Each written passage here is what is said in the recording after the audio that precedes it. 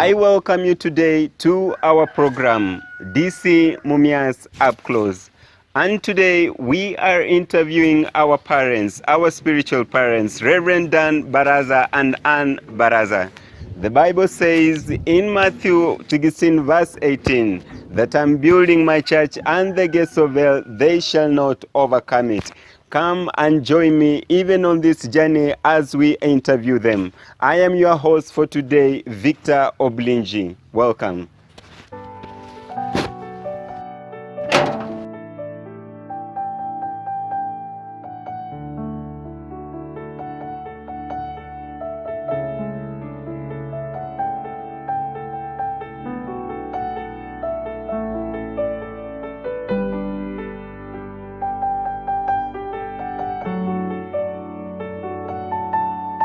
I was mine said that once, the sweetness of the journey is not just the destination, but the adventures on the way.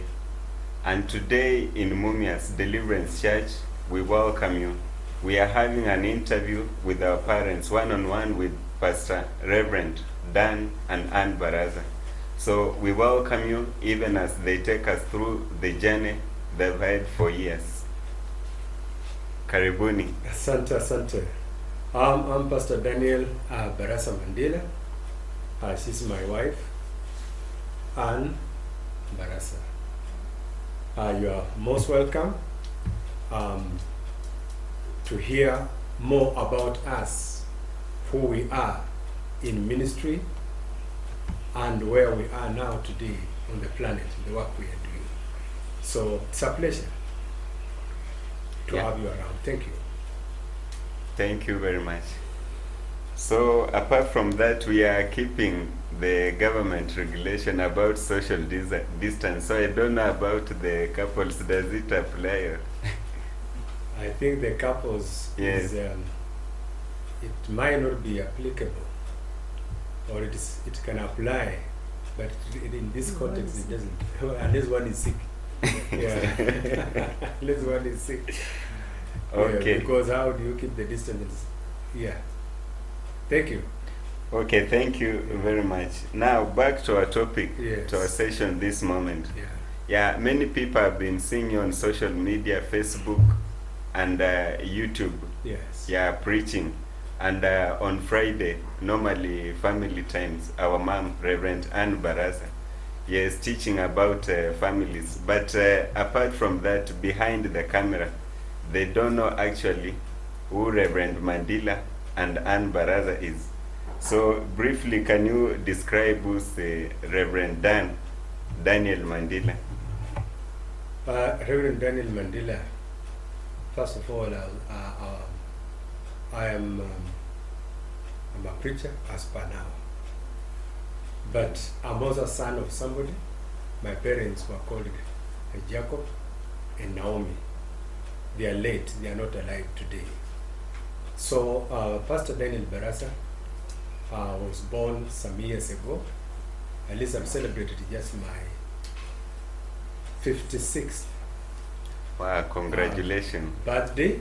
Yeah, we thank God. Yeah, so I was born in Matete, which is in Lugari, and a place called Buika. That is my home, where I was born. I went to Buika Primary School, later to Kivayo High School, then to Cabernet High School from 5 and from 6 because of that old system. Then ultimately Egerton University. And in Egerton University we were the first students of arts because it was basically an agricultural institution. So we were the first, in the social sciences we were the pioneers in Egerton University, where I stayed up to 1991, where I graduated. So I will say those are 1991, which means you began schooling, that is in 80s or 70s. Yes, I began my education in 70s. Then that is in primary, Yes. because I did my standard 7. We didn't have 8, we had 7. We had 7, 4, 2-3 system. So I did my standard 7 in 1979. I did my Form 4 in 1983. Then later, Form 5, Form 6, up to 84, 85.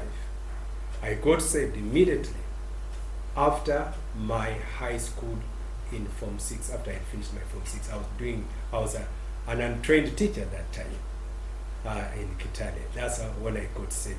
That's when I came to know Jesus. Before I went to the university. Oh, maybe if I can interject, I go back to Reverend Ann Barasa. Yeah. Did you come in the same area in Matete, or you come from different localities? I was born far away from Western Kenya, in Central Province, a place, currently the Nyeri County. That's where I was raised. And I met Daniel in the university. That's quite a story. Yeah. So how did you fall for, I understand during those periods, there was a lot of tribalism between a person from Central and from Western Kenya. How come you loved a person from Western Kenya and not your fellow tribesmen? Well, it's true. By then there was a lot of resistance in intertribal marriages. But for me, my goal was serving the Lord. I loved the Lord. And I wanted to get married to a man who loves the Lord too. We actually met in the CU, the Christian Union. Wow. We were both serving the Lord. Yes. That's where we met. And tribe was not a quality for me as an individual. Yes. It was not a quality for a husband. Yes. Yeah. And apart from that, if I may ask, do you have children or you're just two of you? Yeah, we have children. Yes. We have 2 children. Initially there were 3, and our second born passed on when we were celebrating the first anniversary as a church in Mumias, the year 2000. So that means now we have 2. The firstborn being Winnie Shiro Barasa, who has finished university and preparing to get married soon. If it were not for the corona, she would already be a wife today. So that is one of how corona has affected us. Our daughter is not yet married. So that's one of the ways, as we come to that question later. Yes. And then we have the second and last born, Prince Barasa Mandela. Yes. Now, if I may ask, let me ask this question. Why did you choose pastoral? Was it by instinct, or was it a well-paying job? You do it as profession? How did it start, the call into the ministry? Yeah, the call in the ministry, just want to really, as I answer that question, to help young people who are aspiring to become pastors. Initially, I didn't want to be a pastor because I had a mind that being a pastor meant you were a failure, because the pastors who were there at that time did not carry, or there was not anything to show, especially where I was born. It appeared like to be a pastor, you needed to have failed. So that had a negative image in me. I didn't want to ever be a pastor. But then, how then did I become a pastor? So I became a pastor. When I go back to history, there was a time, I'm called Daniel. The person who came and prayed for me, that time they used to pray for people not when they were very young, they used to be prayed for when we were big people. The person who came and prayed for us, what we call dedication for children, was a pastor. He was called Daniel. So I remember that time he told me, when he prayed for me, he told me, I see you will become a pastor like me. And that really made me to be very annoyed with him, because I didn't want to become a pastor. I wanted to be a leader, politician. I wanted to work as in the, as an administrator. By the way, some of the people we land with are holding those positions. There are some of them are county commissioners and etc. and others. And so that was one. When I remember, when he told me that, I began thinking about it as much as I didn't want. But I said, why did he mention we were many? How come he told me you should be one? Secondly, what convinced me to be a pastor, when I got engaged to my wife, she had a persuasion, because all my life I have been a leader, but I was not a leader in the church until university. All my life in high school I was a leader, both from 4 up to Form 4 A level, and then university. In the university I was in the Christian Union. So I think the conviction of becoming a pastor came very vividly when I was now relating with my wife, because in our interaction she had an inner conviction that I was already running away from the pastoral work. So she told me she knew, she had a conviction I would be a pastor. And I think at that time I still opposed her, because I wasn't ready to be a pastor at any given time. So that was the second aspect that put a conviction in me about being a pastor. Number 3, the Lord denied me what I wanted. So for a very long time, for those who are waiting to be employed and etc., I stayed without a job for so long a time. And during that time, I was involved in ministry. And some of the people I was involved with at that time, many of them were young. They were out of standard 8. Now, because we had already finished university, so most of them were in they either were Form 4s or those who had just finished standard 8. Very few were in the colleges. And they were getting saved, and we were raising them up. So that is when I began getting another conviction that possibly I'm running away from what God wanted to me. And by the way, out of that team who used to gather in my Simba cottage at home where I was born, almost 10 of them are senior pastors in this country. Wow. So that made a conviction in me that possibly God didn't want me to go into the formal employment. He wanted me to respond to his calling. 4, I got a conviction because of the other men of God who spoke to me. One of them is Bishop Ricabo, where we got married in Eldoret with my wife. He was the pastor together with Bishop Chipala. So they began talking to me and showing me that possibly I was running away from there. So to cut the story short, I also listened to other servants of God, like even the person who sent me this way, Pastor or Bishop Jackson Mudama Wambua. He also added to that team who kept convincing me that you are running away from the pastoral work. Yes. Now, apart from Reverend Anne persuading you actually to pursue your ministry, your Yes, calling, yes. did you have any opposition from your family members, or they actually supported you fully, or even from your community? Because Yes. I understand during those times, if you have gone already, attained university, gone to university level, it was something esteemed in the entire community.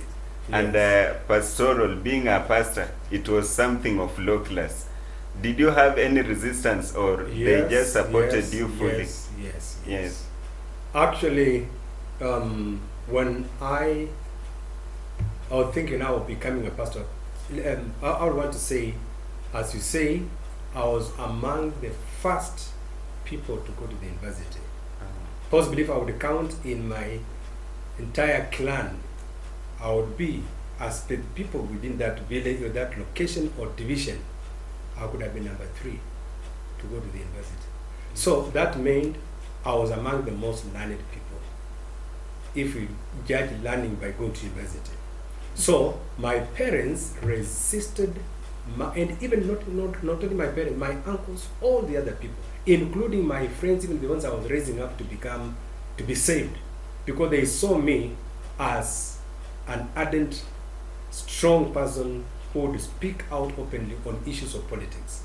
So my father and my mom never wanted me to be a pastor.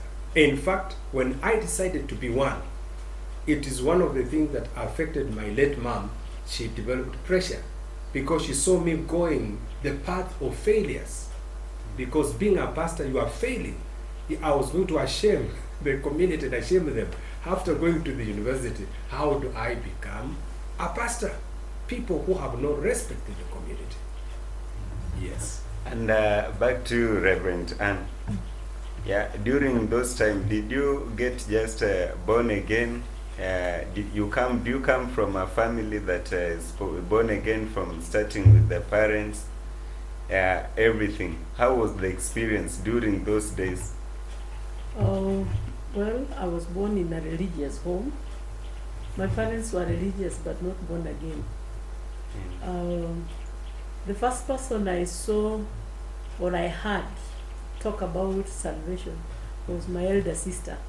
And when she joined high school, she came home and told us she's born again. And those years, it was very strange to hear about people saying they are born again. Yeah. You'd only get it from old women who would say they are born again. So I used to find it strange that, and I was young. I was very young compared to her. But I looked at her and I would see her, the way she would behave, and her life somehow attracted me. She was different from the village girls. Many village girls were dropping out, getting married, but my sister was able to pursue her goals. She became my role model. And I also said, because I didn't know how to get saved, I said the day I go to high school, I will also get saved, because I thought salvation is people get saved when they go to high school.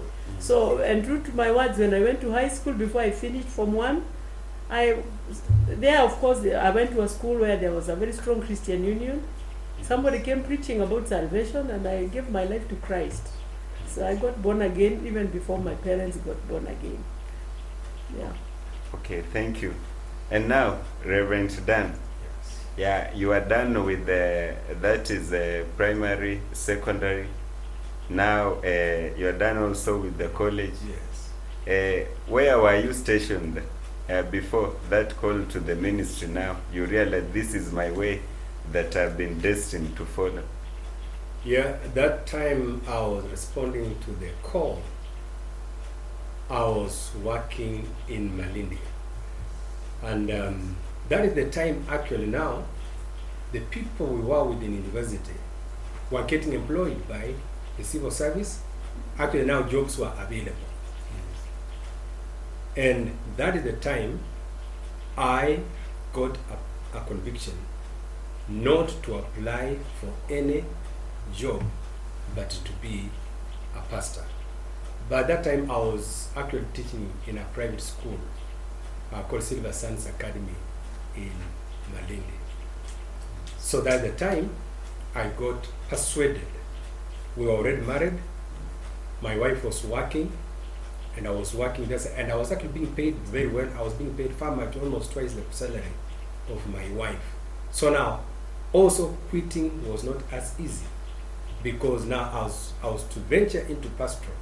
I was leaving a well-paying job to come and share the wife of my wife, who was actually getting the salary of my wife, who was actually earning half of my salary by that time. So I was in Malindi that time when I left the job. When I left and became a pastor. Did God speak to you while you were still in Malindi to quit, or you just came? Yes. What really happened? Can you shed more light on that? I had quite a persuasion. Yeah. But I could also say the Lord helped me, because I was fighting. I wanted to get the so-called big job and leave that big job and join ministry. Yeah, but that very time when I was still waiting, because definitely I would have been employed, because at the time we were employing our team. But I had a serious conviction, and I had a voice and a vision. I was staying in an estate called Shela, just by the Indian Ocean on the beach.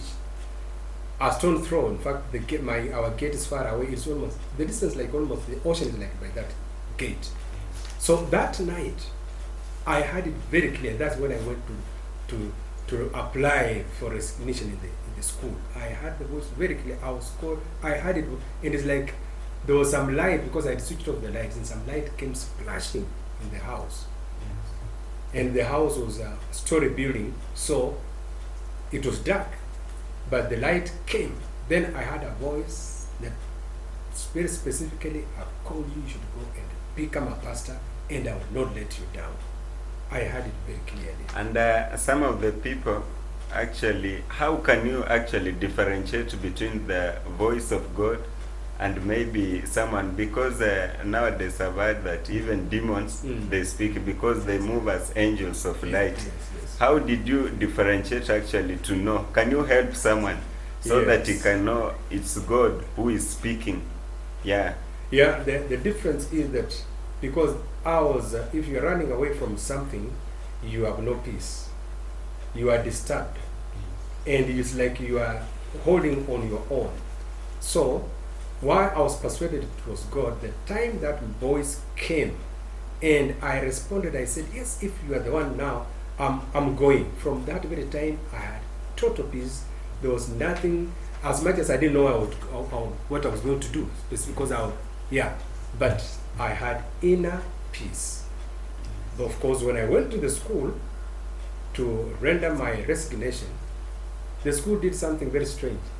They doubled my salary to persuade me not to join the work. They were telling me maybe I was doing it out of frustration. So they doubled the salary and they wanted to help my wife get a transfer to my lady. So if it was not God, if it was money, I would have gone for money. I would not have become a pastor. Yes. And Reverend Han, you have said something about religion and being born again. Actually, is there a difference between religion and being born again? Because most of the people, if you meet them, they will tell you that they go to the church. Yeah, so what's the difference? There is a big difference. There is a whole world of a difference. There are two different things. Being born again and being religious. People are religious. Like we say, Kenya is 80% Christians. But truly, Kenya is not 80% Christians. Kenya is 80% religious people who claim to be Christians. To be born again is to have a personal encounter with Christ.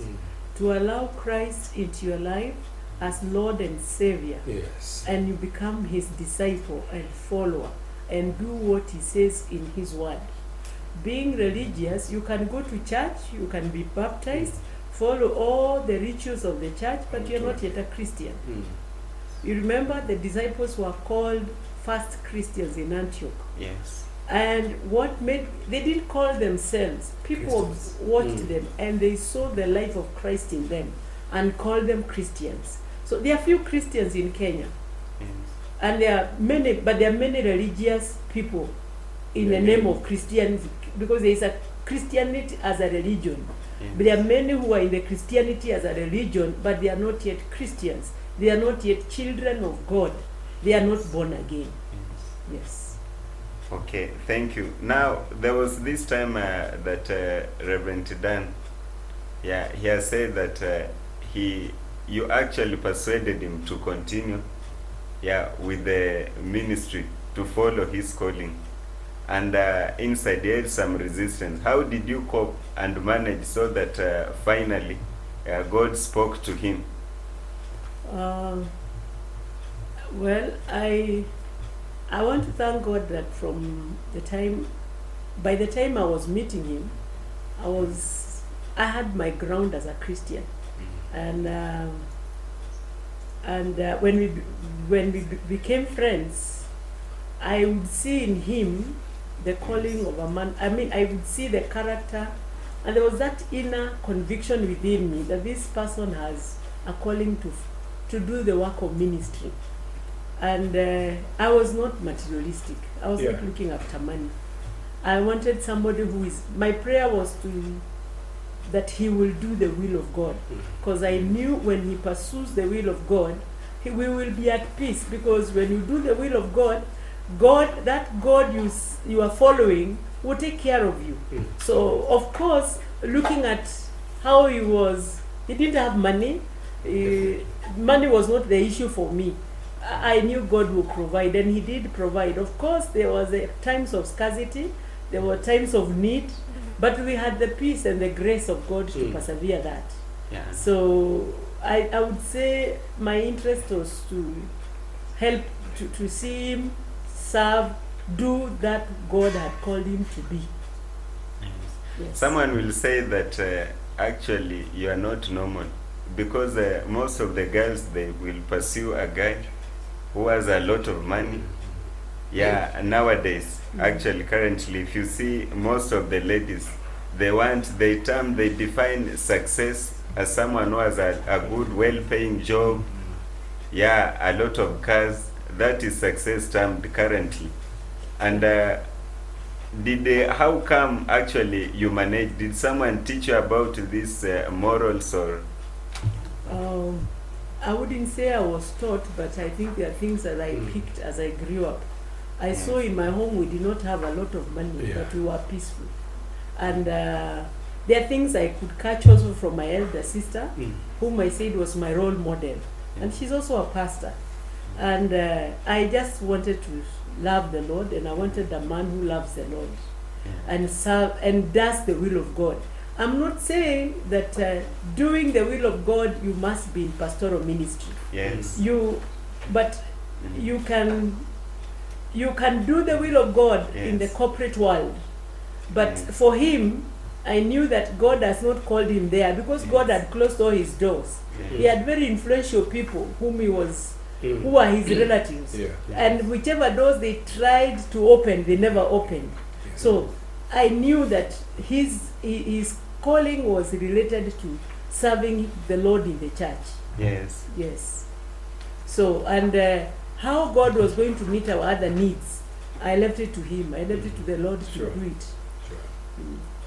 Okay, hello viewer. We thank you for staying tuned.